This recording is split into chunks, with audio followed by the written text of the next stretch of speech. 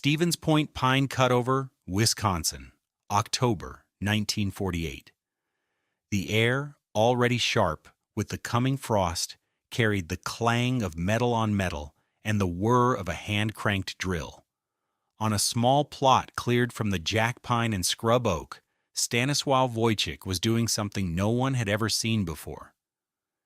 He was bolting 3 surplus military Quonset huts together, end to end, creating a single, 60-foot-long silver tube that snaked across his property. It looked less like a house and more like a metal caterpillar that had lost its way. From the dirt track that served as a road, Foster Reinholt, adjutant of the American Legion Post 6, watched with a practiced frown.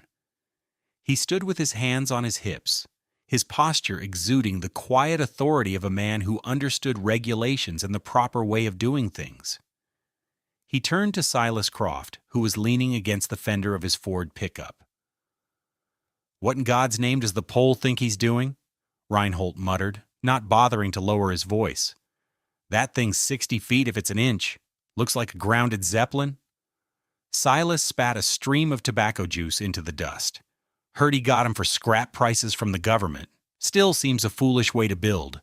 A tin can's no place to ride out a Wisconsin winter." Reinholt shook his head, his focus narrowing on a specific, more practical offense. "It's more than foolish, it's a violation. That structure crosses the boundary between 2 lots. Township ordinance is clear, 1 dwelling per plot, 15-foot setback from all lines. When the snow melts, the board's going to make him tear down 2/3 of his own house. The man's building himself a citation." The verdict was delivered with the flat certainty of a man who knew the rules. Stanisław Wojcik was not just an eccentric, he was a fool, investing his scant resources into a home that was doomed before it was even finished. What did this Polish-American Army Air Corps mechanic, a man who'd spent the war on sun-scorched Pacific islands, understand about the brutal physics of a sectioned thermal buffer that a lifetime of local log cabin builders had missed? Before we discover the answer, and I promise you, it is an answer rooted in simple, elegant physics that will change how you think about staying warm, I want to ask you to do something. If you believe in the power of quiet genius and the satisfaction of seeing conventional wisdom proven wrong, take a moment to subscribe to this channel. Your support allows us to keep telling these stories.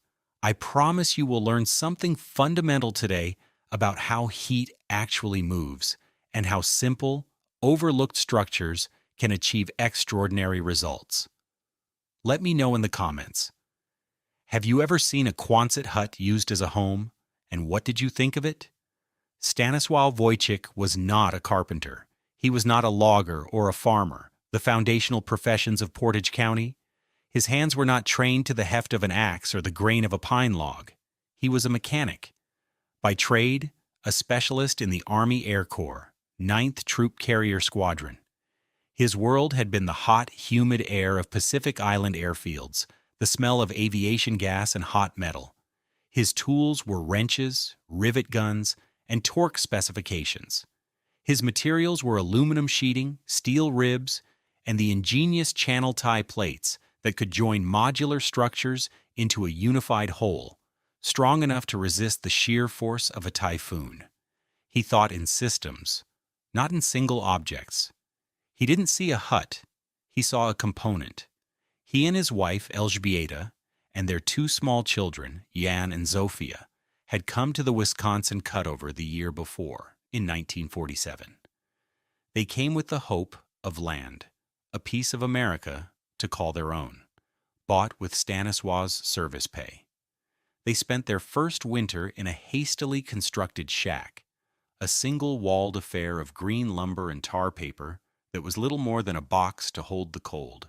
That winter was a brutal education. Stanisław learned what cold really was, not as a number on a thermometer, but as a physical presence, an invasive force that broke things.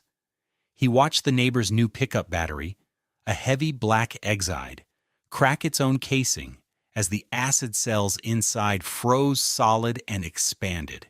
He saw Elżbieta, dressing for a rare trip to town, pull on a pair of precious nylon stockings, only to have them snap at the toe with a sound like a dry twig breaking, the very fibers made brittle by the relentless freeze. The most unsettling lesson came one evening during a particularly bitter cold snap. The family was huddled around the radio, listening to the world beyond their frozen clearing, when a tiny, molten bead of metal dripped from the back of the console and sizzled on the floorboards. The extreme cold had caused the metal chassis to contract so severely that it squeezed a drop of solder from a vacuum tube pin. The cold wasn't just outside, it was inside the very objects of their lives, changing their nature, breaking them from within. That night, with Jan coughing in his sleep and Zofia bundled in every blanket they owned, Stanisław vowed they would not spend another winter as victims of the cold. They would spend the next one inside a machine designed to defeat it. The conventional wisdom of the Wisconsin frontier was written in logs. A proper house was a cabin, built from the plentiful pine of the cutover, chinked with mud and moss. These houses were monuments to labor, their thick walls suggesting permanence and warmth. But they were a lie. They were energy sieves, thermodynamic failures on a massive scale. The problem wasn't the logs themselves, it was the way they were used. A standard cabin was a single-layer defense against an enemy with infinite reserves. The physics were simple and brutal. Heat moves from hot to cold, and the greater the temperature difference, the delta T, the faster it moves. On a January night, the inside of a cabin might be 60 degrees Fahrenheit, kept there by a roaring wood stove. The outside air might be 20 below zero.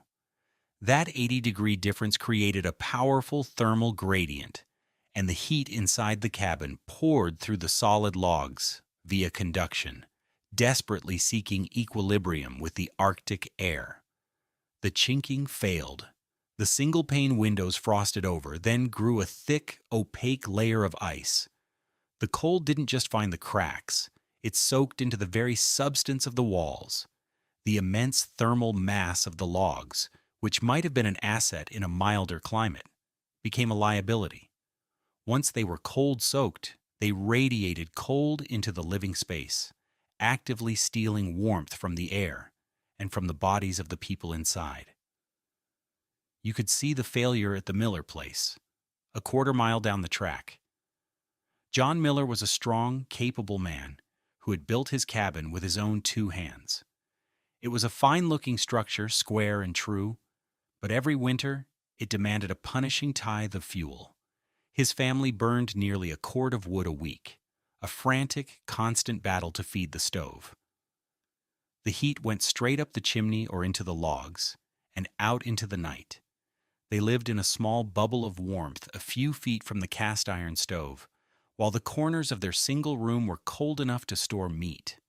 They woke up to ice on the inside of their walls, a delicate, beautiful filigree of frozen condensation that was a testament to their home's inability to protect them. Their house was not a shelter, it was a battleground, and they were slowly losing the war of attrition against the cold. The very sturdiness of the log cabin was a trap, a massive, uninsulated sink that bled BTUs into the frozen landscape. Stanisław's project began not with an axe, but with a catalog. He found a government surplus dealer in Milwaukee selling off thousands of demobilized military assets. Among them were Type S1 Quonset huts, the 20 by 48 foot models, for $75 apiece. He bought 3. They arrived on a flatbed truck, a puzzle of curved steel ribs and corrugated sheets. To the neighbors, it was a pile of expensive scrap. To Stanisław, it was a system. First, he built the foundation. Not a slab, not a stone wall, but simple timber crib work, piers of squared-off logs that lifted the entire structure a foot off the ground.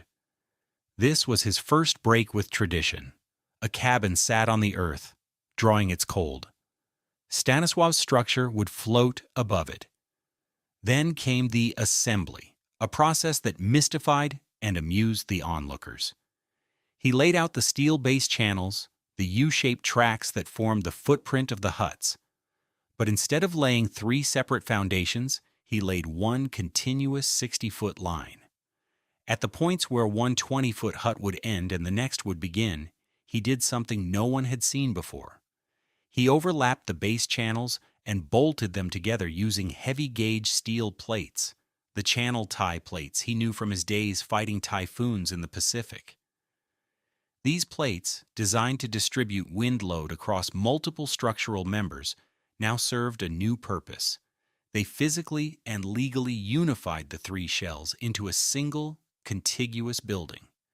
He and Elżbieta, working together with a simple block and tackle, raised the steel ribs, bolting them to the base channels. Then they began fastening the corrugated steel sheets, a long, repetitive task filled with the metallic screech of the drill and the satisfying chunk of bolts being tightened. The structure grew, a long, segmented arch of raw, galvanized steel gleaming in the autumn sun. Foster Reinholt made it a point to stop by regularly, his concern a thin veneer over his disapproval. "That thing's over 60 feet long, Wojcik," he stated one afternoon, gesturing with his thumb at the sprawling structure. He'd brought Gus Miller, the town's butcher, with him for support. "Straddles 2 plots by my measure. Township ordinance says 1 dwelling per plot, with a 15-foot setback from all lines. I'm just giving you fair warning. They're going to make you tear it down come spring." Stanisław paused, wiping grease from his hands with a rag. He walked to the junction between the first and second huts and tapped his wrench against the thick steel plate binding the 2 base channels together. "Is 1 building," he said, his English deliberate and precise. He pointed to the single chimney flue he was installing in the center hut. 1 foundation, 1 flue, 1 house. He then turned and went back to tightening a bolt. The conversation, for him, concluded. Reinholt and Muller exchanged a look of exasperated pity. The man was stubborn. He was building his own financial ruin, and he wouldn't even listen to a friendly warning. Elżbieta watched from the doorway of their old shack, her expression a mixture of profound trust and practical worry. "It looks like a great silver worm, Stas," she said that evening, as they ate a simple meal of potatoes and sausage. The children were already asleep. "A beautiful, strange worm. Will it be warm for Jan and Zofia?" Stanisław reached across the small table and covered her hand with his. His hands were calloused and stained, but his touch was gentle. "It will be warm," he promised. "The cold will not get in. Not this year." He wasn't guessing. He was a mechanic, and he had read the blueprints of the winter. He knew the enemy's strategy, and he had designed a machine to counter it. The mockery from the men in town was built on a fundamental misunderstanding. They saw 3 tin cans bolted together. They saw thin, uninsulated walls and imagined a frost-covered tomb. They saw a fool. Stanisław saw a 3-stage heat exchanger. The problem with a conventional cabin wasn't the cold itself. The problem was that the cabin fought the entire war on a single front. It pitted its warmest interior air directly against the coldest exterior air, creating a massive thermal differential that drove rapid heat loss. Stanisław's design refused to fight that battle. It broke the war into 3 smaller, manageable skirmishes. Think of it like this. It's like wearing 3 thin shirts instead of 1 thick, heavy coat. The magic isn't in the material of the shirts. It's in the layers of air trapped between them. Stanisław's 60-foot compound was a series of nested thermal envelopes. The outermost hut, Hut 1, was the sacrificial layer. It was essentially a large, unheated, enclosed porch. It faced the brutal north wind. Its purpose was not to be warm, but to be still. When the Arctic Express blew at 25 miles per hour and the air temperature was 32 below zero, the wind chill was a devastating 60 degrees below zero. That wind was a relentless thief, stripping BTUs from any surface it touched, But the moment that air passed through the simple wooden door into Hut 1, it was captured. It was still 32 below, but its velocity was gone. The wind chill was eliminated. The first and most violent stage of the attack was neutralized. Hut 1's job was to kill the wind. The middle hut, Hut 2, was the primary living space. This was where Stanisław installed the single, small 5 cm, 5 small wood stove. This hut's enemy was not the 30 degrees maelstrom outside. Its enemy was the calm, 0 degrees of air held within Hut 1. Heat from the stove would leak through the simple canvas gangway connecting the two huts, but the temperature difference was now only about 65 degrees. From 65 degree Fs in Hut 2 to 0 degree F in Hut 1, not the 97 degree gap to the outside world. He had effectively cut the thermal pressure on his main living space by a third.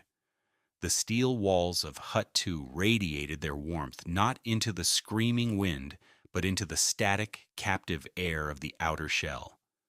The innermost hut, Hut 3, was the sanctum. This was the kitchen and the sleeping quarters. It was connected by another canvas gangway to the warm Hut 2. This hut fought no war with the winter at all. Its only thermal enemy was the 65-degree air of the living room. The temperature difference between the 72-degree sleeping area and the 65-degree living area was a mere 7 degrees. The heat loss was trivial. It was a cascade. Each shell broke the thermal gradient, passing on a less difficult challenge to the next. The outer hut took the full, brutal force of the Arctic. The middle hut fought a mild, windless cold. The inner hut barely fought at all. It simply existed in a state of protected, stable warmth. The numbers from the card were not optimistic guesses. They were the predictable result of the physics. Each shell would dissipate roughly 50% of the remaining heat loss.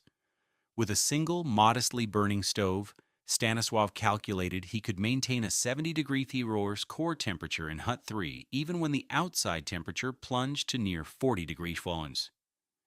He had built a fortress, not of thickness, but of intelligence. That December, the winter came not as a gradual cooling, but as an invasion. The radio called it a Wisconsin Arctic Express, a southbound polar front that descended from Canada and locked the state in a deep freeze. For 9 consecutive days, the temperature at Stevens Point never rose above 20 degrees, and at night it plunged to 32 degrees. A relentless 25-mile-per-hour north wind scoured the landscape, piling snow into deep, sculpted drifts and driving the effective temperature into the realm of true danger.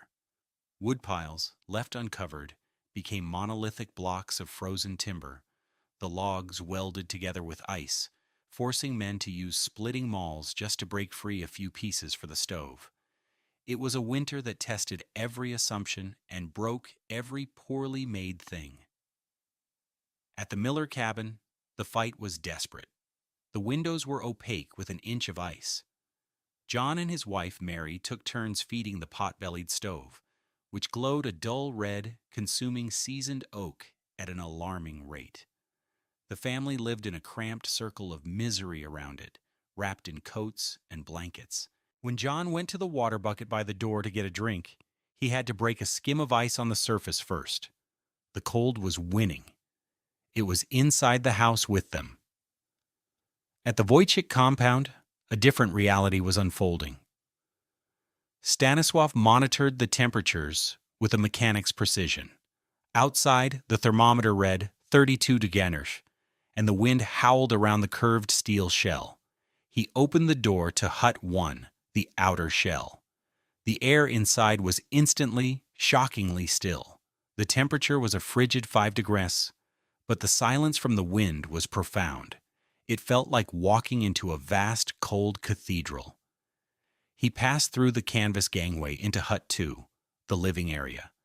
The warmth was immediate and gentle, a soft embrace. The small stove radiated a steady, comfortable heat, the air holding at a pleasant 65 degrees. Here Jan was lying on a rug, reading a comic book. Then, Stanisław passed through the final gangway into Hut 3, the core. The air here was warmer still, a toasty 72 degrees. It smelled of coffee and the faint, sweet scent of yeast, and there, on the floor, was the ultimate proof, the image that defied the entire logic of a Wisconsin winter. His daughter, Zofia, sat on the bare wooden floorboards, dressed in a simple cotton shirt and trousers, her socks-clad feet tucked beneath her as she drew a picture of a house, a long, silver one, on a piece of butcher paper. While the children in the log cabins down the road were shivering in their coats, Zofia was living as if it were a mild autumn day. That evening, Elżbieta prepared the dough for pierogi, a taste of the old country and a comfort in the new one. She mixed the flour, eggs, and water, kneading the soft, pliant mass on a floured board. In any other house in Portage County that night, that bowl of dough would have become a cold, dense, lifeless lump. Yeast, a living organism, requires warmth to work its magic. Cold stuns it into inactivity. Elżbieta placed the bowl on a small table in the corner of Hut 3, covered it with a cloth, and went about her other chores. The house was a quiet, warm bubble of life surrounded by a universe of crystalline cold. The vindication came on the 7th day of the freeze, delivered fittingly by Foster Reinholt. He was out on Legion business, a charity drive to deliver food baskets and check on the welfare of the area's more isolated veterans and their families. His Ford pickup, which had been protesting the cold for days with agonizingly slow cranks, finally gave up. He was less than a quarter mile from the Wojcik place when the engine died with a final, pathetic cough. When he tried to restart it, there was nothing. Silence. He knew what it meant. The battery was frozen.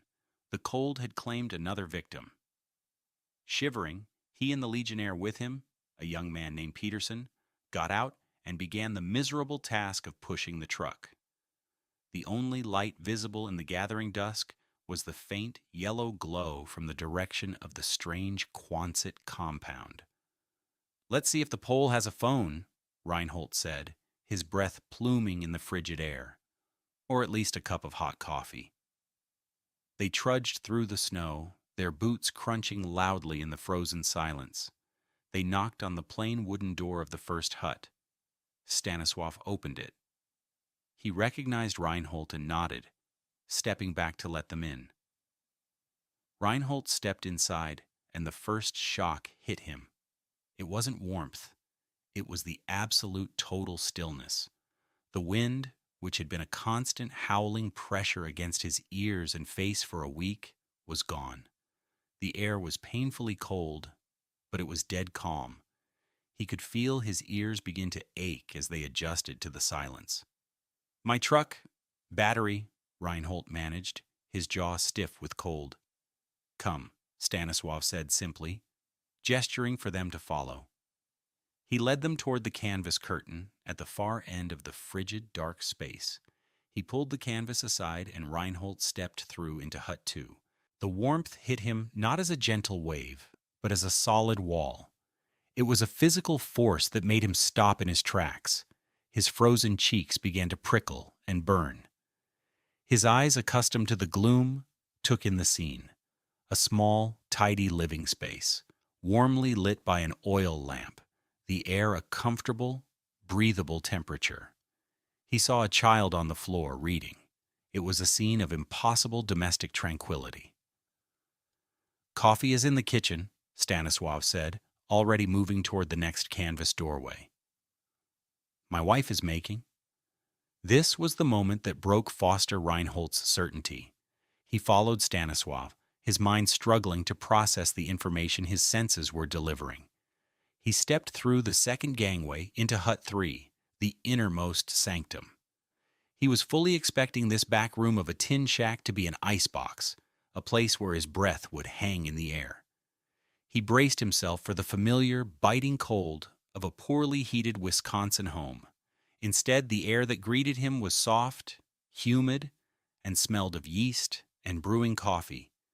It was warmer in this back room than it was in his own kitchen, which was attached to a massive, roaring furnace. He stood there, stunned into silence. He saw Elżbieta Wojcik standing at a wooden table, her sleeves rolled up. She was humming softly as she deftly rolled out a thin sheet of pale, pliant dough. On the table next to her sat the bowl, the cloth cast aside, revealing the source of the yeasty smell. The dough had risen, doubling in size, its surface a perfect smooth dome. It was alive, active, thriving. In a county where every other woman's dough was a cold gray ball of failure, Elżbieta Wojcik was preparing a feast. Reinholt's gaze moved from the impossible dough to Elżbieta's comfortable expression to the single, modest stovepipe he could glimpse through the gangways, venting from the middle hut. He looked at Stanisław, who was simply waiting, offering no explanation, no, "I told you so." Reinholt, a man of rules and ordinances, of proven methods and established facts, felt the entire foundation of his worldview crack. He, in his sturdy, respectable, wood-framed house, was cold. His truck was a frozen lump of steel. His world was failing. This quiet man, in his ridiculous tin caterpillar, was living in a pocket of summer. He finally found his voice, but the words that came out were not an apology. They were a revelation, a sudden, profound understanding of what he was seeing. He looked at Stanisław, his eyes wide with a respect that bordered on awe. "My God, Wojcik," he said, his voice quiet, "you didn't build a house, you built a harbor."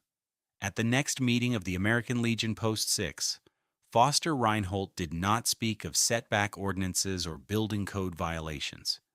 He stood before the assembled veterans, men who had survived Guadalcanal and the Battle of the Bulge, and he told them about pierogi dough.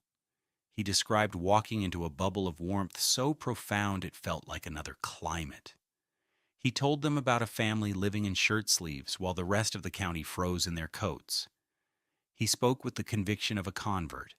He proposed that the Post Bulletin, a simple mimeographed newsletter that usually announced potlucks and membership dues, publish the specifications for Stanisław Wojcik's three-hut compound. There was some debate, but Reinholt's testimony was powerful. These were practical men, and results were a language they understood. The motion passed. In the February 1949 edition of the Post 6 Bulletin, between a notice for a fish fry and a list of new members, was a single page with a hand-drawn diagram. It showed 3 Quonsets, the dimensions for the crib work, and the critical detail of the channel tie plates. It was titled simply, Wojcik's Method. That spring and summer, a change came to the cutover. The laughter had stopped. Now, there was imitation. By the time the first snows of the next winter fell, 6 other families, all of them WW2 veterans who knew Quonsets from their own service, had built their own 3-hut compounds along the Wisconsin River. The landscape was dotted with the long silver arches, no longer symbols of eccentricity, but of a new, hard-won wisdom.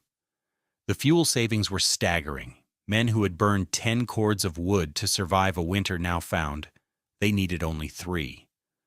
The idea was spreading, passed not through architectural journals, but through a community bulletin and the quiet testimony of men who had felt the warmth with their own hands. Stanisław Wojcik, with surplus steel and a mechanic's logic, had anticipated by decades the core principles of modern high-performance building. What he had created was, in essence, a rudimentary form of the air-gapped thermal break and the layered envelope, concepts that would later be championed by building science in movements like the Passive House standard. He had no formal training in thermodynamics, but he had an intuitive grasp of systems, an immigrant's desperate need for a solution, and a mechanic's refusal to accept that a problem could not be solved with the materials at hand. He had built not just a home, but a prototype.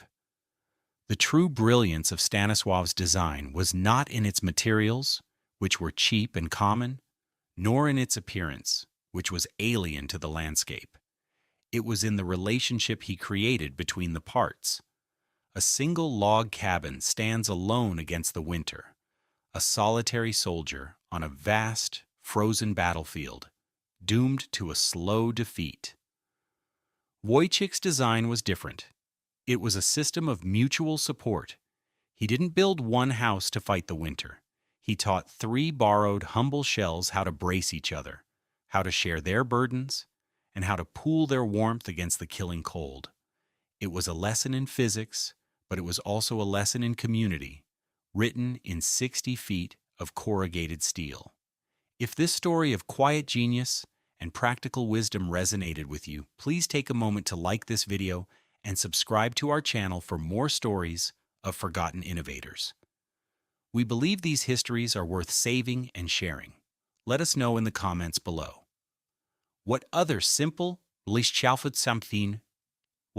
simple, brilliant solutions from the past have you seen or heard of that have been overlooked by time? Your insights help us all learn. The information presented in this video is for educational and storytelling purposes, inspired by real historical practices and principles. The characters, names, and specific events depicted are fictionalized for narrative effect. The techniques described are based on historical accounts of frontier ingenuity. Anyone attempting to apply similar principles in a modern context should consult with qualified professionals and adhere to all current building codes, safety guidelines, and local regulations. This content does not constitute professional, technical, or legal advice.